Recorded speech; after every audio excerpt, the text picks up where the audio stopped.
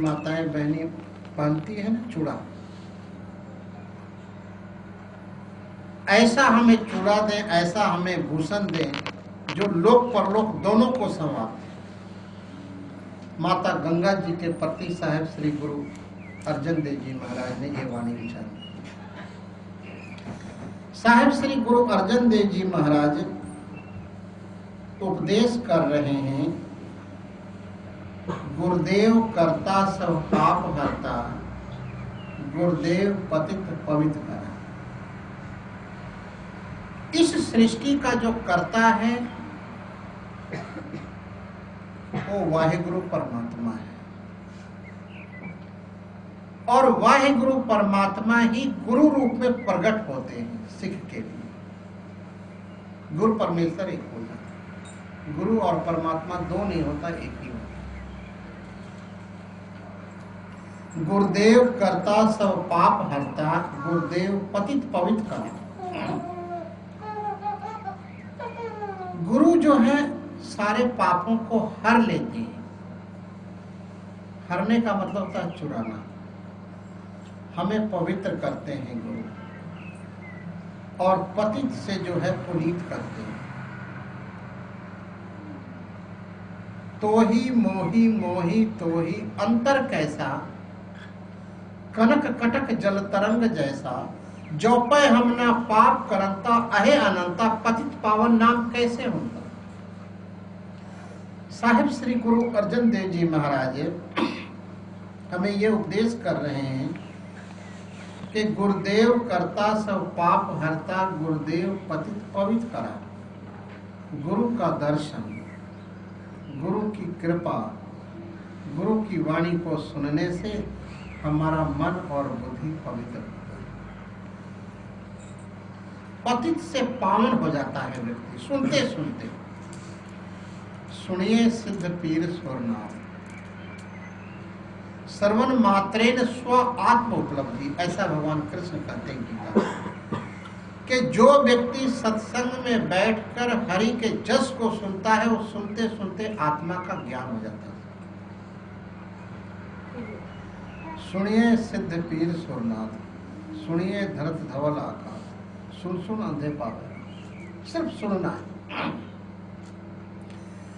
जब परीक्षित को श्राप हो गया कि आज से 7वें दिन तुम्हारी मौत हो जानी है, राजा परीक्षित जंगल में गया हुआ था, उसको प्यास लगा, हालांकि धर्मात्मा राजा था।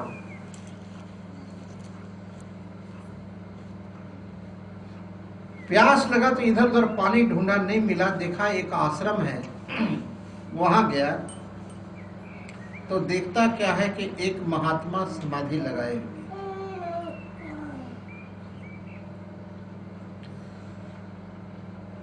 समाधि लगाए, उससे बार बार पानी मांगता, मुझे पानी दे दो। उस संत की वृत्ति तो परमात्मा से जुड़ी हुई थी। साध संगत जी उसके पहले परीक्षित के सामने कलयुग आया था। उसने अपने धनुष बाण से कलयुग को मारने के लिए दौड़ा। कलयुग ने चरणों में गिर पड़ा, कहता है कलयुग के प्रभु के विधान के अनुसार हमको तो आना ही है नहीं इस धरती पर, आप हमको क्यों मार। परीक्षित कहता है मेरे राज्य में कलयुग का प्रवेश नहीं चाहिए। कलयुग कहता है जो विधान है उसको आप थोड़े बदलें।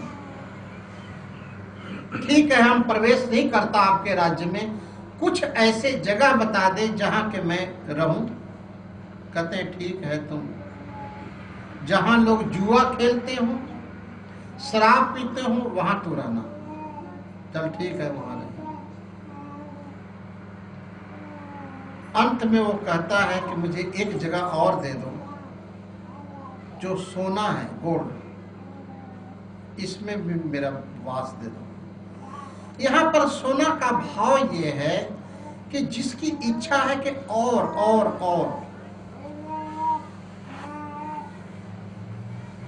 जो और की इच्छा है, यही कलयुग है। सात संगत जी, परीक्षित ने कहा दिया ठीक है तुम सोने में भी वास करो। कलयुग ने राजा परीक्षित मुकुट पहना हुआ था सोने का, उसमें आके बैठ गया, क्योंकि उसने वचन दे दिया था, और बैठने के कारण उसके बुद्धि को खराब किया। पहले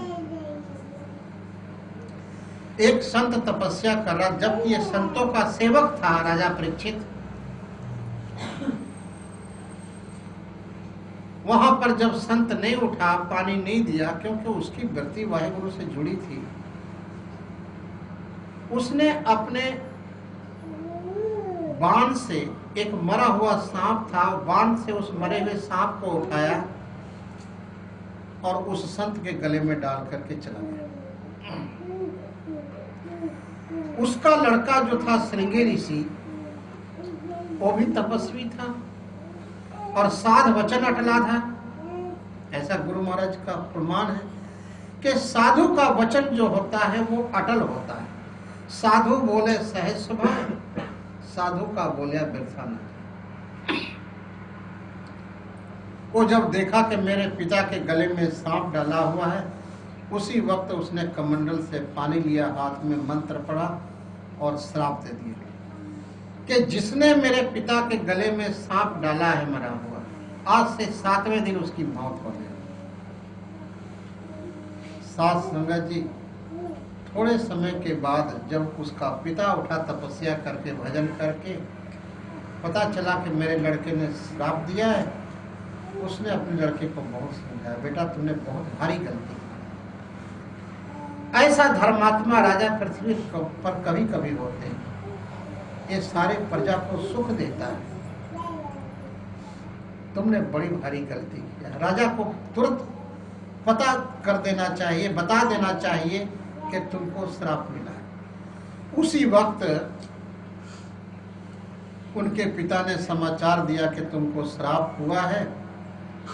राजा परीक्षित आया, आप इसका कोई उपाय बताएं। वो संत कहते हैं एक ही उपाय है बचने का, तुम भगवान के जस को 7 दिन,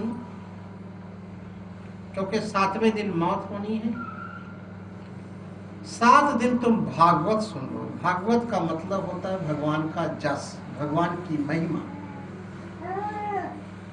भगवान की महिमा को 7 दिन सुनो, तुम्हारा मौत नहीं आएगी। साथ संगत जी विचार करके देखो ना, तो हर एक व्यक्ति को श्राप मिला है कि 7 दिन के अंदर ही मर जाना। 8वें दिन सुना किसी की मौत होती है जी, 8वें दिन भी होती है मौत।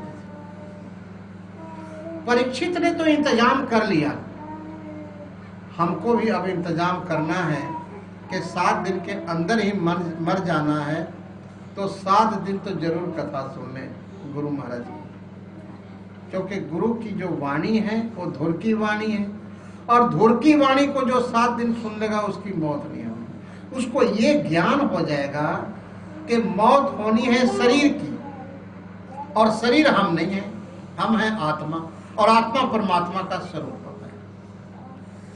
तो जिसकी मौत होनी है वो पहले ही 5 तत्वों को कह दे, जब तुमको ले जाना है ले जाओ, क्योंकि ये तो मेरा है ही नहीं। 5 तत्व को तंद्र अच्छी